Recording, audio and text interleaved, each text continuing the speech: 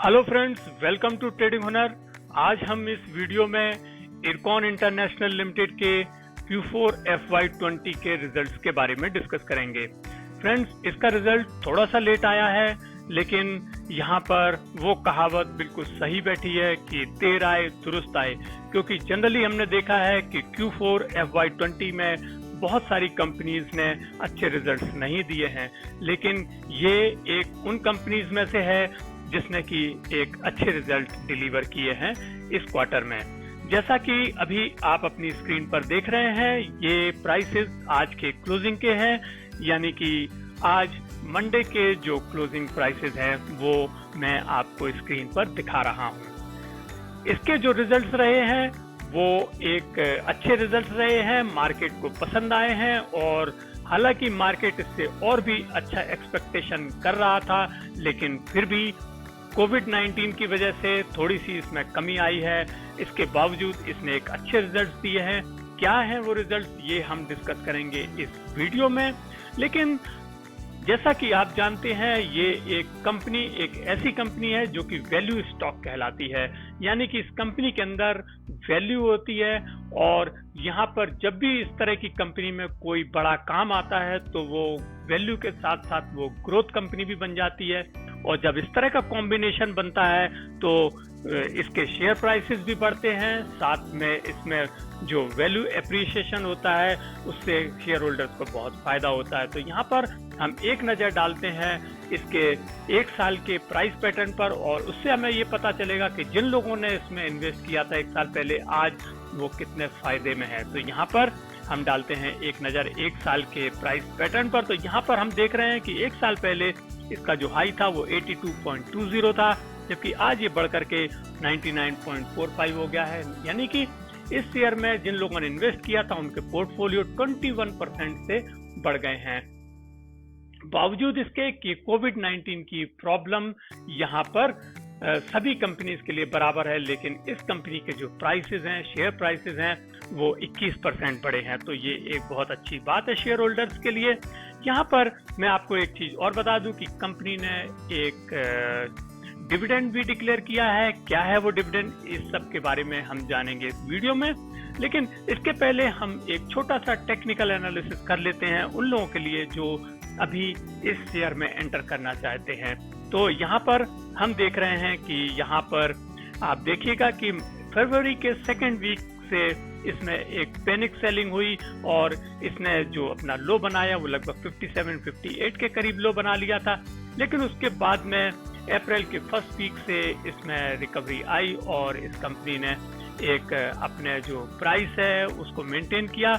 और यहाँ पर हम आपको क्लोजअप दिखा रहे हैं, और आप देख सकते हैं कि ये अभी जो प्राइसेस हैं पिछले 4-5 दिनों में जरूर इसमें एक सेलिंग आई है, क्योंकि हम उसको प्री रिजल्ट मार्केट रैली कह सकते हैं, और वो आई है, और इसमें लोगों ने अपना प्रॉफिट लेकर के वेट कर रहे थे वो मार्केट का कि किस तरह से मार्केट का रिएक्शन होगा, किस तरह से उसके रिजल्ट रहेंगे। तो यहाँ पर जैसा कि आप देख रहे हैं, ये शेयर्स इसके वो 200 डेज और 50 डेज मूविंग एवरेज के ऊपर ट्रेड कर रहे हैं, जो कि 55 और 88 पर प्लेस है। एक नजर डालते हैं इसके RSI पर। RSI एक स्ट्रॉन्ग पोजीशन में है, 50 के ऊपर है, लेकिन पिछले 4 दिनों से इसने इसका डायरेक्शन चेंज किया हुआ है।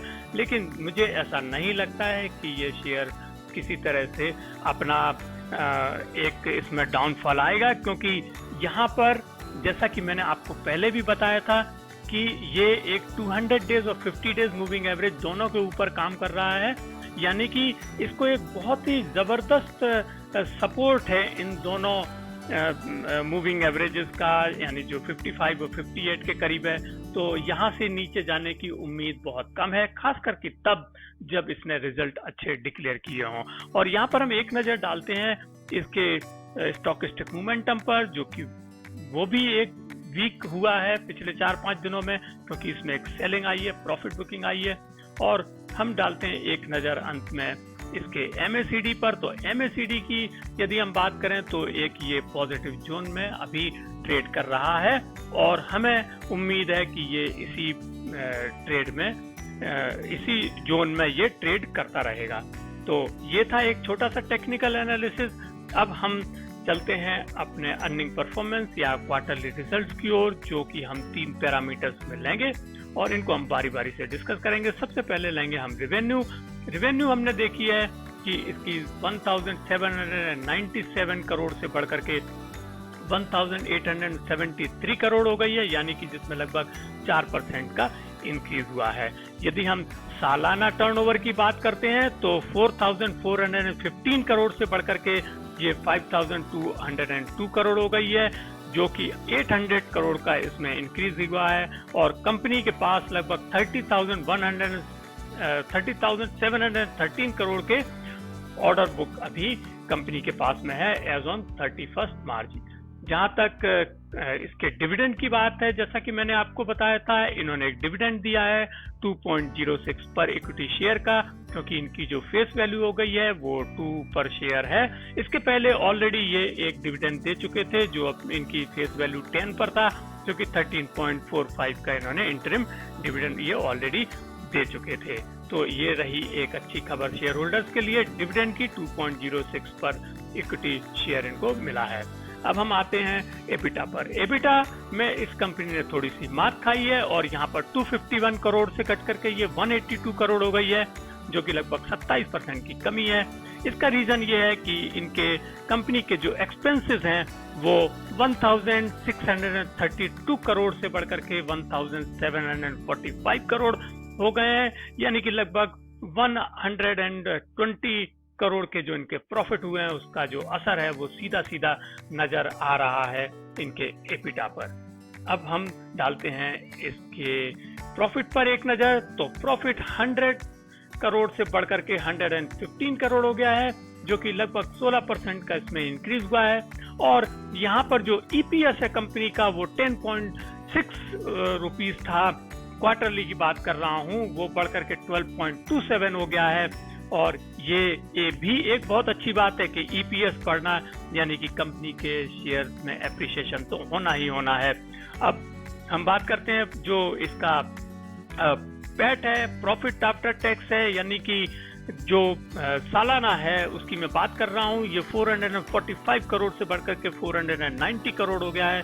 10% के करीब इनका प्रॉफिट बढ़ा है सालाना बेसिस पर। और इनका जो ईपीएस है सालाना वो 47.28 रुपीज से बढ़कर के 52.08 हो गया है, जिसमें आप कह सकते हैं कि लगभग 5 रुपए की जो इंक्रीज हुआ है इनके ईपीएस में। तो इस तरह से आप समझ सकते हैं कि ये एक वैल्यू स्टॉक है और इनका ईपीएस रेगुलरली बढ़ता रहता है। अब हम डालते हैं एक नजर कि क्या मार्केट को ये रिजल्ट पसंद आए हैं। तो यहाँ पर हम देख रहे हैं रिवेन्यू ने इसने मार्केट एक्सपेक्टेशन को बीट किया है।